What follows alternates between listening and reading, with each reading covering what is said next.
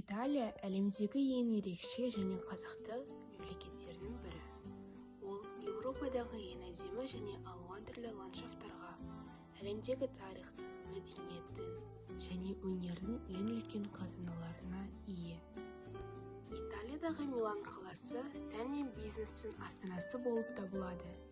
Италияның ең стильді, қымбат және бай қаласы. Милан қаласының ең көрнекті жерлердің бірі Милан соборы барлық итальяндықтардың нағыз мақтанышын білдіреді. Екінші кезекте Милан король сарайы. Көптеген ғасырлар бойы Италияның Милан қаласы үкіметінің резиденциясы болды.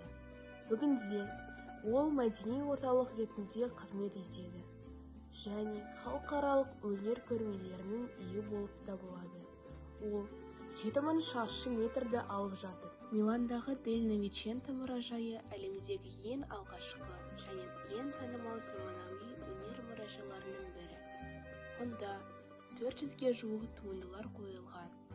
Олардың көпшілігі 20 ғасырдағы итальяндық Луччо Фонтана 1956 жыл, Пьеро Манзони суретші 1961 жылы және тағы да басқа. Осылайша Италия елінің Милан қаласының көрнекті орындарын қысқаша мазмұнын сипаттап кеттік. Назарларыңызға рахмет.